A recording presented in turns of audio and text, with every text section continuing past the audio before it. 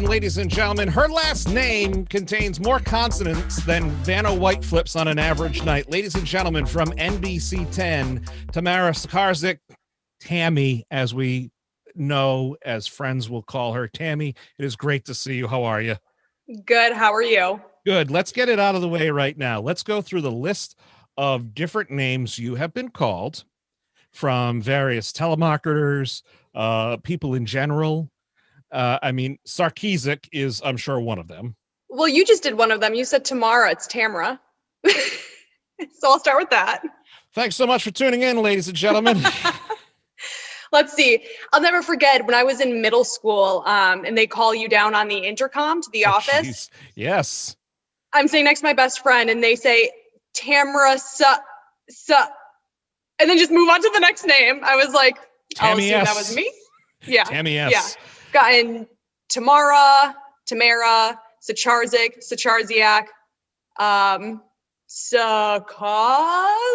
like I've gotten the weirdest stuff.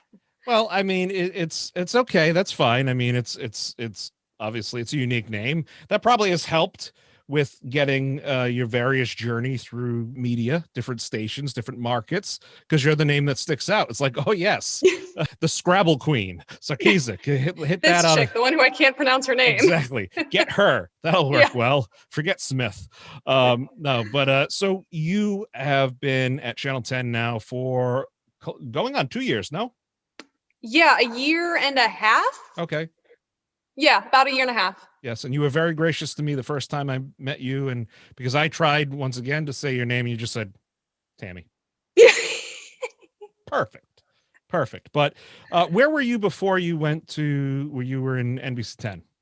I was at 22 News in Western Mass for 5.5 years. Really? Yeah. Most people will start at a station, as they kind of climb the ladder. We've talked about this before.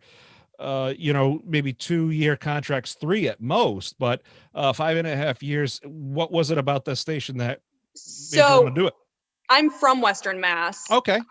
So when I got out of college and I was applying to jobs, I was applying to North Dakota, Montana, all the random states that you're like, I'll go if I have to. I really don't want to. And then I kept bugging the news director at 22 News because that's the station I actually grew up watching. Mm-hmm. And I kept putting on my cover letter, born and raised in Western Mass, and eventually it caught his eye and he hired me, signed a 3-year contract to begin with. 2 years in, I was promoted to I-Team and that extended my contract. And then 3 years in, I was promoted to weekday morning anchor, which has extended my contract again. So look at that. Well, here in Rhode Island, the Providence market, obviously, you are weekend anchor. You've also been starting recently with the I-Team, doing more of the investigative stuff, which is great. How is it going? You've done so great with taking the weekend, the Saturday, Sunday shows and just owning it, because to me, that is those are staple shows. If you're, a lot of people around here, that's kind of tradition. You'll watch for a little while, then you'll get on your day. You get to watch more probably than you do during the week. What's it been like? And obviously you're working with Kelly Bates, who is longtime Rhode Island, staple here. So what's that been like? Yeah, I mean, I loved coming here. I was so excited to come here to begin with because my husband's from Rhode Island. I grew up vacationing in Rhode Island. My parents actually met in Rhode Island. So, and also when I was Miss Teen Massachusetts back in high school, my pageant director is from Lincoln. So I would come here and do appearances in Rhode Island, even though I was from Massachusetts. So Rhode Island has always been like a second home kind of. So when the job opened up, I was pumped and immediately found Scott's email, my news director's email, and sent my resume, cover letter, everything, my videos. And then it's been great since we've gotten here. Kelly's the best person ever to work with. There's never a dull moment. She's hilarious. And what you see on TV with her is exactly what you get in person, which is what I love. And she's also been a great mentor. And then NBC 10 in general is just such a great legacy station to be a part of. It's really an honor to be a part of. When you grow up knowing that you want to be in news, you kind of do your research. And even when I was at Emerson College, I was familiar with NBC 10 and knowing that I was going to take over for Mario Hilario was a little intimidating. Sure, absolutely. But I mean, access to all the bacon you could ever want and hope for, it must be a nice little perk, no? Oh yeah, I know. I was like, what do you mean I don't get to test all of his food? Yeah, I thought that came with the job. Yeah, you got to find your own chef. He's probably, he's very protective of Chef Taran over there. So yeah, but yeah, I absolutely love it. Weekends, I didn't think I was going to enjoy being back on weekends because I initially worked weekends at my former station. And then the last 2 years I was there was off weekends. So I didn't think I was going to, I thought it was going to be an adjustment, but I think it's because the people that I work with in the show itself, I love it. I never thought I would say that I would love working weekends, but I do. I always thought that it'd be an easy thing to like step up the show if you had like a 3-piece jazz band in there playing the live intro and outro music, like the bump ins and stuff, like news you can scramble your eggs to, and then it's like and stuff. You kind of have like a live show vibe. But they always say budget stuff and COVID, so whatever. I know, they're like, we can't have a live band in the studio. I know. Can't have anybody in the studio, really. I mean, March 13th was when I had I filled in on Studio 10, and as I was like getting ready to leave the building, Scott Isaacs, the news director, said, "Was that fun?" I said, "Oh yeah, it was a great time." He goes, "Good, because you're the last like non-employee we are having in this building. We're closing." Like, it's like, good, because you're never coming back. Exactly. I kind of felt like that. I'm like, I'm still a contributor. He's like, "Oh no, you'll do that from home. You have a phone, you have a studio." But you've been going through this whole, obviously, this pandemic and stuff. You've been covering a lot of different stories, a lot of different elements of it. What's it been like working out in the field? And you obviously, everybody gives news people on air talent grief because, oh, take the mask off while you're on camera. It's like, there's a guy like right there, another human who I'd like to protect, Right. And one of my photographers just had a baby like a week ago. So I was like, he's a pregnant wife. I'm not going to put him at risk and then have him go home and bring it to his wife. That's horrible. It's definitely been the biggest challenge, I think, for any news reporter ever, has been getting through this past year, because not only has it been dealing with the grief from the public, who I feel like don't have a complete understanding of everything we do, and of all the research that goes behind every story that we air. We don't just, I've heard so many times people say, like, you're told what to say. I'm like, nobody has ever told me what to say. So that's been challenging. And just because there's been so much misinformation with it too on Facebook and on social media, that people take as credible news sources when they're not. But I think our viewers, especially in Rhode Island, are really intelligent people, and I think they know who to trust.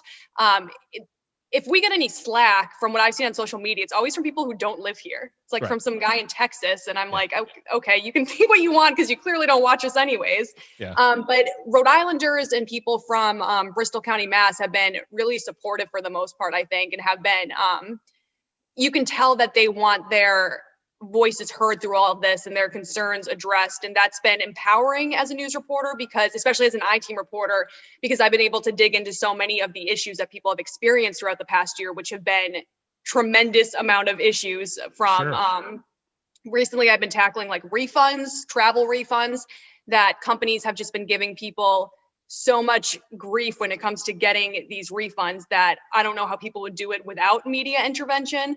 And then telling the stories, the difficult stories of people with COVID and people who've lost loved ones to COVID, and the nursing home stories. That's been tough, but at the same time, it's nice when you get to tell a story that matters and hopefully change something. Sure. Well, that's the whole point of, shedding the sunlight, putting, the spotlight on the dark areas and stuff. So you've been doing that. Let's talk about some of the fun stuff. You mentioned the person, obviously, from Texas, the cellar dweller who's going to make whatever comments, but where has, when you've been here or Western Mass, because of this whole age of social media, people see these reports and follow now their stations they possibly grew up with or were lived in that area once upon a time.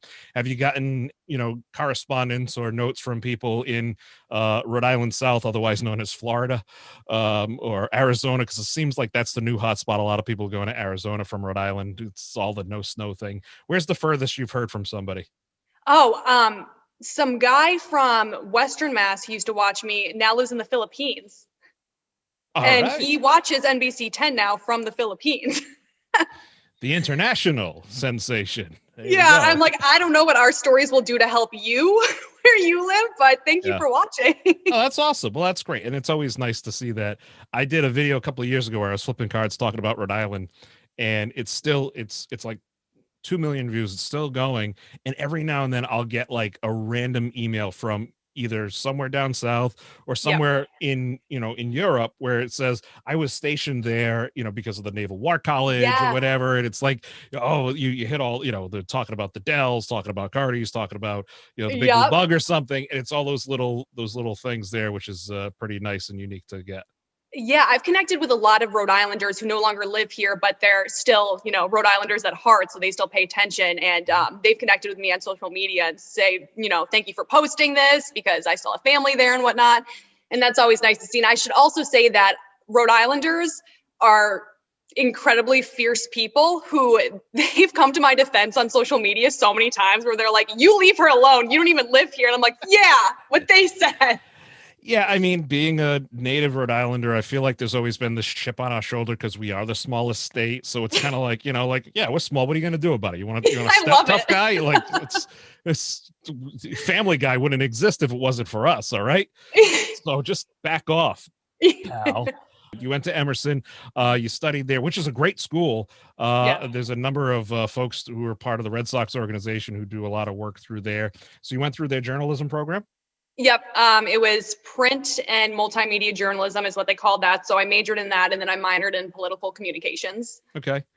If people are, young students or, kids in middle school, high school, they're thinking of making this a career option or whatever. You mentioned an interesting kind of mix there. You said the political communication, you mentioned newspaper or print communication rather, and journalism. Why that kind of a mix, and what do you suggest? So the reason why I minored in political communications is because I was fascinated with politics in college, and I didn't know anything about politics going into college. Freshman year as an elective, I slept through my alarm when it was the day to choose your electives as a freshman. So I missed all the fun classes, and what was left was a politics class. So I was like, all right, here we go. I don't have a choice. And I fell in love with it, and I thought it was so fascinating. And then when I went to Emerson, I kept taking political classes and figured I could just make a minor out of it. And I also knew that breaking into the news industry isn't exactly easy. So I wanted something to fall back on.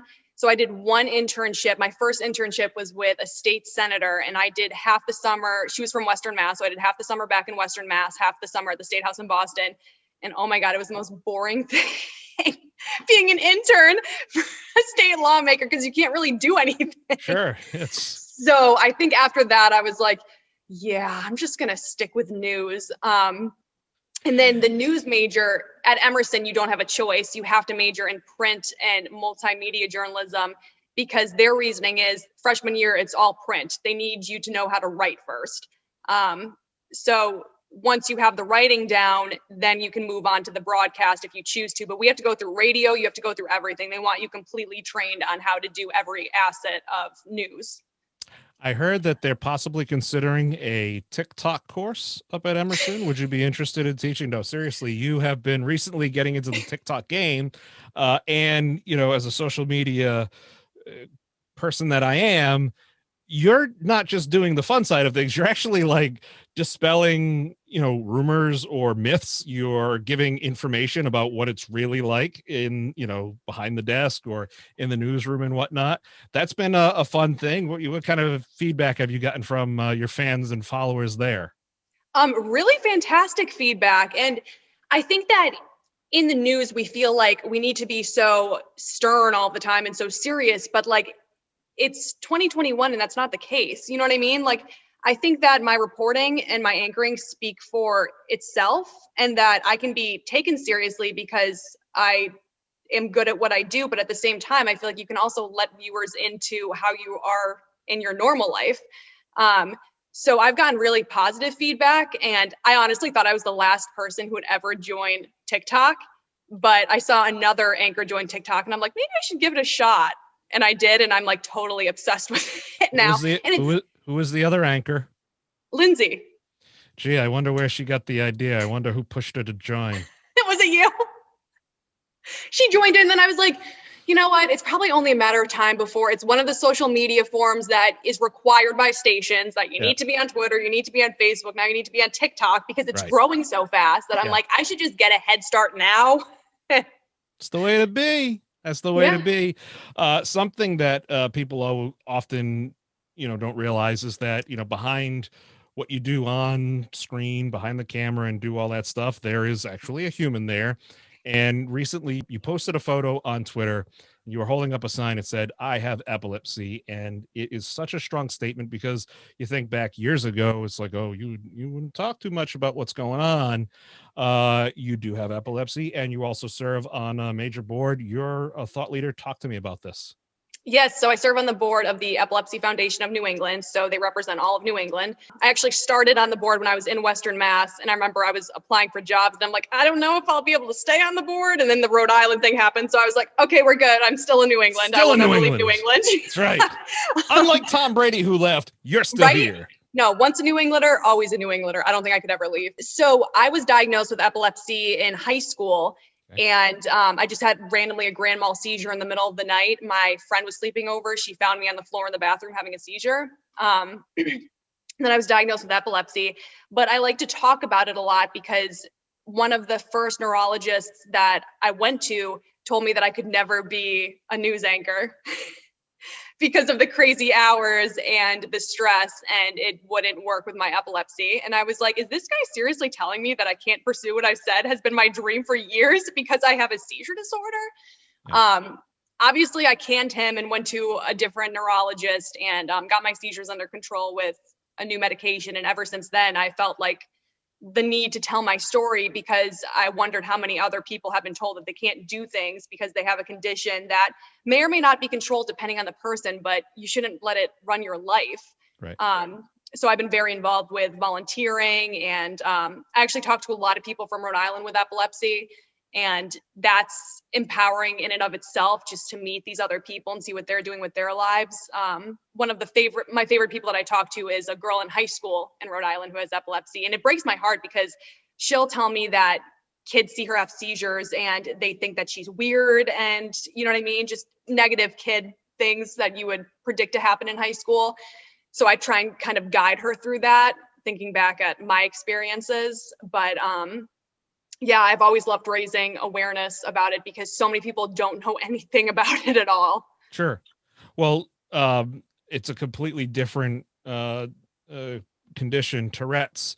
I feel like I've seen a lot of people on TikTok sharing just, this is the reality of having Tourette's or having tics or whatever. So, there's an element of social media, I think, that we've kind of gone the other way, where it's helping to make people more aware, to normalize these conditions, whatever the situation or the circumstance may be, which is something, I think is good, especially after being in a year where we've seen so limited people. So just things you might experience on a normal basis, that's been even taken away.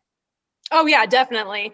And I feel like the more we can normalize these conditions, the better. Nobody should judge you for something that you can't control, whether that be a physical condition or a mental condition. Like, it's out of your control. And I don't think it's fair to, judge somebody based off of that. With epilepsy, the number of misconceptions that I've heard about it when I tell people I have epilepsy is insane. Like, people still say, oh, so if you have a seizure, should I stick a fork in your mouth? Yes. Like, no, because I will bite it off and break my teeth. It's a bad idea. It's a bad idea. Yeah, or should I stick my fingers in your mouth? I'm like, if you want them bitten off, sure, but otherwise. Should I apply honey to your elbow? Like that? I heard that one's... No, just put something under my head so I don't hurt myself and let it happen, and I'm going to be out of it when I wake up, so probably call an ambulance, but other than that, that's it. There's nothing you can do. Maybe have the latest edition of the newspaper so I can get caught up. Oh, this is what happened. Oh, wow. It's something like that. So you mentioned your husband. Let's talk about the lovely gentleman who recently, again, a photo on Twitter of you and him. Looks like you're, 8 years old. Both are ridiculously young in college.